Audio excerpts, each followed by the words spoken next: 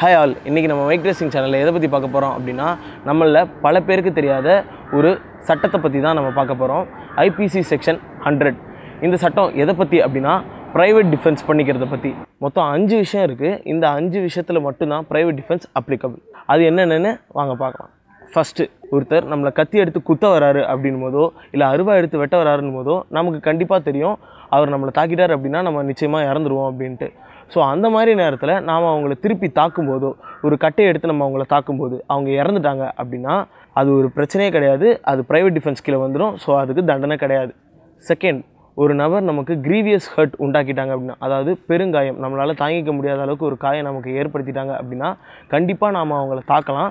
அதுவும் private defence கீழே வந்துடும். ஸோ அதுக்கும் எந்த விதமான தண்டனையும் கிடையாது. நம்ம தாராளமாக அவங்கள தாக்கலாம் பெருங்காயம் ஏற்படுத்திட்டாங்க அப்படின்னா.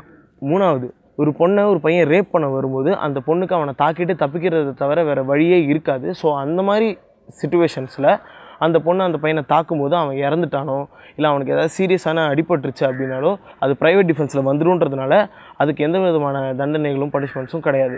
ஃபோர்த், ஒரு கடத்தல் கும்பல் ஒரு குழந்தைய கடத்திட்டு போகிற கும்பலாக இருக்கட்டும் இல்லை பெரியவங்களே கடத்திட்டாங்கன்னா இருக்கட்டும், அந்த கடத்தப்பட்டவங்களை ரெஸ்கியூ பண்ணும்போது அவங்கள தாக்கிட்டு தான் அவங்கள ரெஸ்கியூ பண்ண முடியுன்ற சிச்சுவேஷன்ஸ் வந்தது அப்படின்னா அந்த தாக்குதலின் போது அந்த கடத்தின ஆள், அதாவது அந்த தவறு செய்த நபர் இறந்துட்டார் அப்படின்னா அதுவும் ப்ரைவேட் டிஃபென்ஸ் கீழே தான் வருது. அதுக்கும் எந்த தண்டனைகளும் கிடையாது. ஃபிஃப்த்து, போலீஸ்க்கு நம்மளால் கால் பண்ண முடியாத ஒரு சிச்சுவேஷன், நம்ம கையில் மொபைல் இல்லைனாலோ நம்ம ஒரு க்ளோஸ்டு சர்க்கம்ஸ்டன்ஸில் இருக்கோன்றதுனாலோ இல்லை போலீஸுக்கு கால் பண்ணி ரீச் பண்ண முடியல அப்படின்னாலோ நம்ம அந்த நேரத்தில் நம்மளை பிடிச்சி வச்சுருக்க அந்த ஆப்போனண்ட்டுக்கிட்டேருந்து தப்பிக்கிறதுக்கு நம்ம அந்த ஆப்போனண்ட்டை தாக்கலாம் தாராளமாக.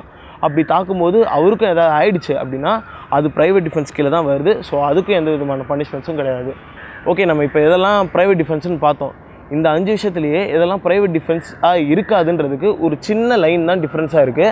ஒருத்தன் நம்மளை கத்தியால் குத்த வரும்போது நம்ம கட்டையால் அடித்து அவன் இறந்துட்டா அது ப்ரைவேட் டிஃபென்ஸ்னு நான் உங்களுக்கு சொன்னேன். பட் அவன் நம்மளை கட்டையால் அடிக்க வரும்போது நாம் கத்தி எடுத்து குத்தி நான் ப்ரைவேட் டிஃபென்ஸ் பண்ணேன் அப்படின்னு சொன்னால் அது ப்ரைவேட் டிஃபென்ஸில் வராது. அது அட்டெம்ப்ட் டு மர்டர்ன்ற கேஸில் வந்துடும். அதை பற்றி நான் நெக்ஸ்ட் வீடியோவில் சொல்கிறேன். செகண்ட், போலீஸுக்கு நம்மளால் கால் பண்ண முடியாத சிச்சுவேஷன் வரும்போது தான் தாக்கலான்னு சொன்னோம். பட் போலீஸுக்கு கால் பண்ணுறதுக்கான டைமும் இருந்து நம்ம கையில் மொபைலும் இருந்து நாம் அதை யூட்டிலைஸ் பண்ணிக்காமல் நாம் போய் அந்த ஆப்போனண்ட்டை தாக்கி அவர் இறந்துட்டார் அப்படின்னா அதுவும் அட்டெம்ப்ட் டு மர்டரில் தான் வருமே தவிர அது ப்ரைவேட் டிஃபென்ஸ் கீழே வராது. அது சட்டப்படி குற்றம் தான். இந்த மாதிரி நம்மளில் பல பேருக்கு தெரியாத புது சட்டங்களோட அடுத்த வீடியோவில் நான் உங்களை மீட் பண்ணுறேன்.